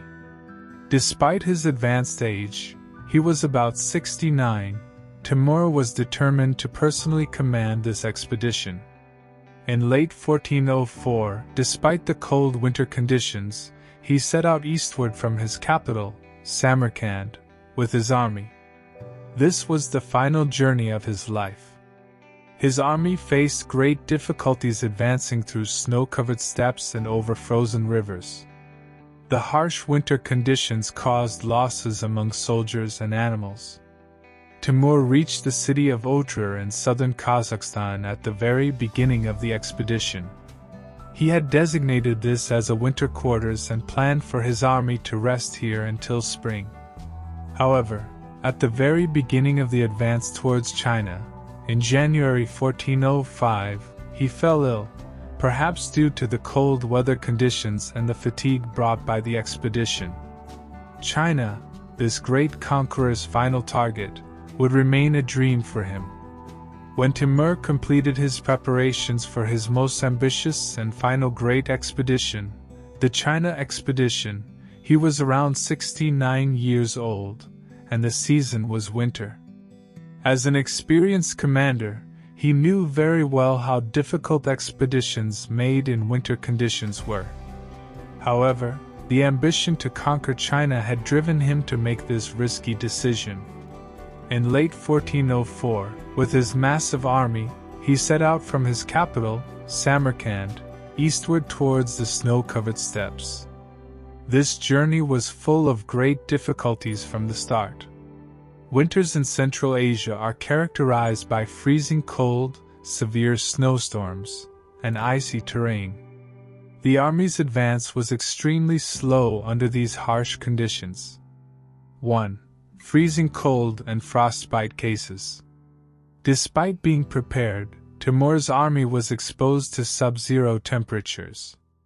Soldiers faced the danger of frostbite, especially during night encampments. Horses and other pack animals were also seriously affected by the cold.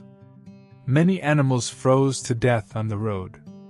This situation negatively affected the army's mobility and logistical supply. 2. Snowstorms and icy ground. Heavy snowfall and snowstorms reduced visibility, closed roads, and made advancement almost impossible. Frozen rivers and icy ground created a slippery and dangerous environment for both soldiers and pack animals. Transporting heavy siege equipment and supplies, in particular, was a major issue. 3. Diseases and epidemics. Cold weather conditions, inadequate nutrition, and lack of hygiene paved the way for the spread of various diseases in the army. Diseases like colds, pneumonia, and dysentery caused serious losses among soldiers. Weakened and sick soldiers reduced the army's combat strength. 4. Logistical difficulties. Keeping supply lines open and providing regular provisions to the army in winter conditions was extremely challenging. Freezing or snow-covered food and water sources could lead to scarcity. This situation also negatively affected the soldiers' morale. Despite all these difficulties, Timur was determined to advance. He managed to bring his army to the city of Otrar. His aim was to spend the winter here and continue the China expedition when spring came. Otra was a relatively sheltered city located at a strategic point on the Silk Road. However, this winter encampment would be his final stop.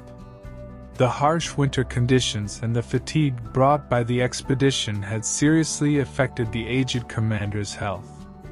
This difficult journey symbolized a period when the great conqueror lived his final moments and saw his own limits against nature's power. The story goes like this. You've set out on a great expedition towards China, but the freezing cold of winter, the fatigue of years, and perhaps a message from fate awaits you. As they say, every journey has an end. For you, the final stop was the city of Otra under the snow. A world conqueror who once made the world tremble, who built and destroyed empires, preparing for a quiet farewell without reaching his greatest dream. This was not just a death. It was also the closing of a splendid era, the final act of one of history's greatest commanders. The cold winds of Otra witnessed the great ruler's final breaths. Timur had begun his final and most ambitious target, the China expedition, with great determination in the winter of 1404, despite his advanced age. However, the freezing winter conditions of Central Asia made the advance of this massive army extremely difficult. Cold, snowstorms, and diseases caused serious losses in the army. After this difficult journey, Timur reached Otra, a strategic and historic city located in present-day Kazakhstan, in January 1405. He had designated this as a winter quarters and planned for his army to rest here until spring. However, Otra would be not just a resting point but also the final stop for the great conqueror. The fatigue brought by the harsh winter conditions, combined with the effects of old age, had seriously affected Timur's health. According to accounts, he caught a severe cold or pneumonia. His body was weakened, his resistance broken. Although he had survived countless blows received on battlefields throughout his life, his strength was failing in the face of nature's merciless conditions and advanced age. Even while lying in bed, Timur continued to make plans for the China expedition. Until his final moments, his mind was filled with conquests, strategies, and his empire's future. However, his body could no longer respond to these great ambitions. It is said that in his final days, he gave instructions to his commanders and sons, giving orders about the empire's order and future campaigns. Although he was losing his strength, his leadership qualities continued until his last breath. On February 19, 1405, Timur closed his eyes in Otra. This great conqueror, who built a massive empire stretching from Central Asia to Anatolia, from India to the Russian steppes, bearing his name, died without realizing his greatest dream of conquering China. His death created a great shock effect in his army, and the China expedition was immediately cancelled. His soldiers brought Timur's body to his capital, Samarkand, and he was buried in the magnificent Gria Mir complex he had previously built for himself. Timur's death in Otra symbolized the end of an era in his person. The absence of a charismatic and central leader like him would fundamentally change his empire's destiny. After his death, the family conflicts and throne struggles mentioned earlier would intensify, and the Timurid Empire would rapidly enter a fragmentation process. Thus, Otra became not only Timur's final stop but also a silent yet historic turning point that determined the future of a world empire, etched into memory. Timur passed away on February 19, 1405, in the city of Otra in southern Kazakhstan, during preparations for the China expedition. This great conqueror, who died at approximately 69, had won countless wars throughout his life, brought a vast geography under one fist, and left his mark on history. However, with his death, the empire bearing his name was dragged into an inevitable inheritance conflict, and this situation fundamentally changed the Timurid state's destiny. Effects of Timur's death. 1. Cancellation of the China expedition. Timur's death caused the immediate cancellation of the China expedition, for which preparations had taken weeks and massive resources had been spent. The army's commanders realized they could not continue such an ambitious campaign in the absence of their great leader, and the soldiers returned. This meant that Timur's final and greatest dream remained unfinished. 2. Interregnum and throne struggles in the empire. Timur's greatest will was for his empire to continue under a single leader. However, in the absence of his centralized and strong leadership, a violent power struggle began among his sons and grandsons. Especially between Khalil's Sultan, Shah Rukh, Miranshah, and their sons, bloody conflicts lasted for years. These civil wars seriously weakened the empire's political unity and power. 3. The Ottoman recovery in Anatolia. Timur's death and the internal conflicts in the Timurid Empire were like a kiss of life to the Ottoman Empire, which had suffered a heavy blow at the Battle of Ankara. The Ottoman interregnum period evolved into an environment where the Ottoman princes, while struggling with their other brothers, did not have the worry of a potential threat from Timur. This situation facilitated the Ottoman recovery and reunification. Mehmed I's seizing the throne and re-establishing the state was indirectly a result of Timur's death. 4. Territorial losses. With the weakening of central authority, vassal states and local lords in distant regions of the Timurid Empire began to declare independence. Many regions in Iraq, Syria, and the Caucasus were lost. The vast empire Timur built shrank geographically after his death and turned into a structure centered only on Transoxiana and Khorasan. Timur's legacy is quite complex and multifaceted. A military genius. Undoubtedly, Timur was one of the greatest military commanders in history. His strategic intelligence, logistical abilities, and applied tactics, like fighting elephants, feigned retreat, crescent tactic, hold an important place in military history. 2. Cultural patron and enlightenment.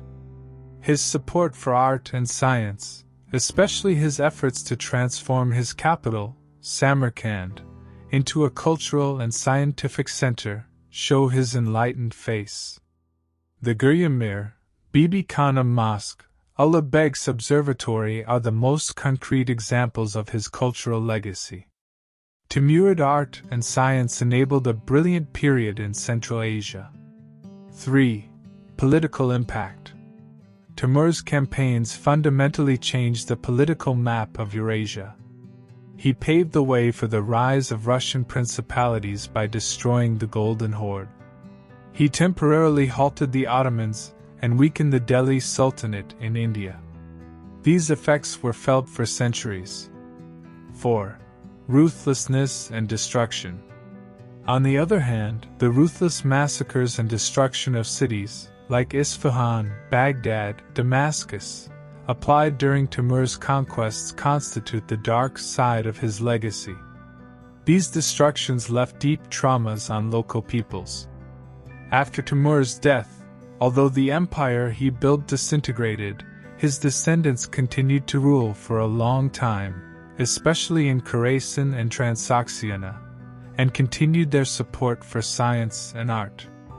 That Babur, founder of the Mughal Empire, was descended from Timur shows that his legacy also continued in India. Thus, Timur continues to be remembered as one of history's most complex and impressive figures, both as a destroyer and a founder.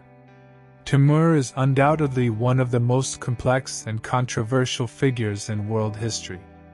While he inspires admiration with his military genius and empire-building ability, he has also faced heavy criticism due to the ruthless methods and great destructions he applied during his campaigns. Therefore, defining Timur with a single adjective is quite difficult. In his personality and actions, it is possible to see traces of both genius and tyranny. Aspects of genius: 1. Military strategy and tactical genius. Timur was a unique commander on the battlefield. He organized his army perfectly, kept discipline at the highest level, and masterfully identified his enemy's weak points. Tactics like attacking elephants with camels, feigned retreat, encircling the enemy, and achieving logistical superiority are concrete examples of his military genius. His ability to mobilize large armies in a short time and organize successful campaigns over vast geographies was unmatched. 2. Statesmanship and organization. Timur was not only a warrior. He was also quite talented in governing the empire he built. He regulated the administrative system, military structure, and tax system. He appointed governors to control conquered regions and tried to strengthen central authority. 3. Patron of culture and science. Timur transformed his capital, Samarkand, into a cultural and scientific center. He adorned the city with magnificent structures with the architects, artists, and scholars he gathered during his conquests. Works like Mir and Bibi Khana Mosque show his aesthetic understanding and fondness for architecture. Especially directing his grandson Ulugh Beg to science, and the founding of the Samarkand Observatory revealed the value he gave to science. 4. International diplomacy. The diplomatic relations he established with world leaders, China, Europe, Mamluks, Ottomans, show that he acted not only with brute force but also with political intelligence. Aspects of tyranny. 1. Ruthless massacres and destructions. Timur's campaigns resulted in unprecedented ruthlessness. The massacres he applied in cities like Isfahan, Baghdad, Damascus, the killing of tens of thousands of civilians, and building pyramids from severed heads reveal his tyrannical face. These actions aim not only to instill fear in the enemy but also to completely break and suppress resistance. 2. Plunder and forced migration. The wealth of conquered cities was plundered, libraries burned, and a significant portion of the population was either massacred or forcibly migrated to Samarkand. This situation led to the large-scale destruction of local cultures and economies. 3. Lawlessness and arbitrariness. In some cases, he was seen to act with personal revenge and arbitrary practices rather than the rule of law. He applied harsh and ruthless punishments especially to those who betrayed or opposed him. Putting Timur into a single category as a tyrant or genius would not fully reflect his complex personality and the realities of his period. On one hand, he was a leader who did not hesitate to commit any cruelty he deemed necessary to build and protect his empire, acting according to the conditions of his time. On the other hand, he was truly an extraordinary genius with his military strategy, state administration, and contributions to culture. His actions represent a legacy full of contradictions that simultaneously contain both creativity and destructiveness. The evaluation of Timur usually depends on the window from which one looks. In the eyes of the conquered, he was a tyrant. In the eyes of his own people and dynasty, he was a hero and source of inspiration. History will continue to remember him as both the Great Timur and the Bloody Timur. Timur's death in Otrar in 1405 was a turning point for the vast empire he built. Timur's death, who held central authority in one hand throughout his life and skillfully balanced the conflicts among his sons and grandsons, inevitably triggered a throne struggle and the empire's fragmentation. Since the structure Timur built was based on his personal charisma and military genius, with the death of this strong leader, it entered a disintegration process. Fragmentation of the empire and throne struggles. After Timur's death, a violent struggle began among his sons and grandsons. Timur had not officially left his empire to a single heir. Instead, he had distributed the vast lands among his sons and grandsons in the form of governorships. This situation led each prince to strengthen in his own region and claim rights to the throne after their father's death. Khalil Sultan was the grandson closest to Timur at the moment of his death. He quickly returned to Samarkand, declared himself emperor, and seized the treasury. However, he could not fully gain the support of other princes and commanders.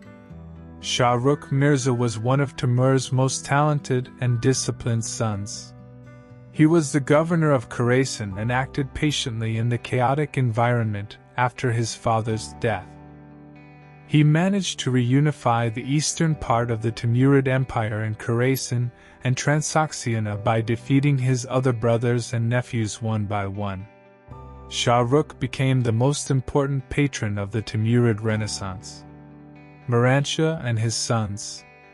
Timur's other son, Miranshah, and his sons, especially Abu Bakr and Omar Sheikh, struggled among themselves and with other rivals in the Azerbaijan and Iraq regions. These regions quickly fell out of Timurid control and passed into the hands of local powers like the Kara Koyunlu. These civil wars led to great territorial losses in the empire's western and southwestern borders. Iraq, Syria, and the Caucasus left Timurid domination. The empire transformed into a smaller but more stable structure centered on Transoxiana and Khorasan under Shah Rukh's leadership. Later periods and legacy. The Timurid Empire could not continue its existence as a single whole after Timur's death. However, the Timurids, his descendants, especially during the periods of Shah Rukh and his son Ulugh Beg, signed a brilliant period culturally and scientifically. The Shah Rukh period, 1405 to 1447. Although Shah Rukh did not possess his father's military genius, he was a good administrator and cultural patron. He moved his capital to Herat and made this city one of the most important cultural and art centers of the period. During his time, architecture, miniature, literature, and science showed great development. The Ulugh Beg period, 1447 to 1449. Timur's grandson Ulugh Beg is known more as a scientist and astronomer. The observatory he established in Samarkand and the astronomical tables he prepared, the Zij-Ulugh Beg, are among the peaks of Islamic science. However, since his political abilities were weak, he was quickly dethroned and killed. Towards the end of the 15th century, the Timurid Empire gradually weakened due to internal conflicts and external threats, especially the Uzbeks. During the reign of Husayn Baikara, one of the last great Timurid rulers, Herat experienced a final cultural golden age. However, with the rise of the Uzbeks at the beginning of the 16th century, Timurid rule ended. Timur's indirect legacy. Timur's most important indirect legacy was the Mughal Empire founded in India through his descendant Babur. Babur was Timur's fifth-generation descendant and founded a great empire in India in 1526, carrying Timur's conquest spirit and cultural legacy to this geography. The Mughal Empire ruled in India for centuries and made great contributions to art, architecture, and science. Thus, although the empire he directly built disintegrated after his death, Timur left a permanent mark in history through his military genius, cultural legacy, and the new states founded by his descendants. His period is remembered as an era full of contradictions, experiencing both great destructions and a brilliant cultural revival in Central Asia and the Islamic world. Timur's story shows us not only the victories and defeats of a conqueror but also the nature of power, the limits of ambition, and the human genius's both constructive and destructive potential.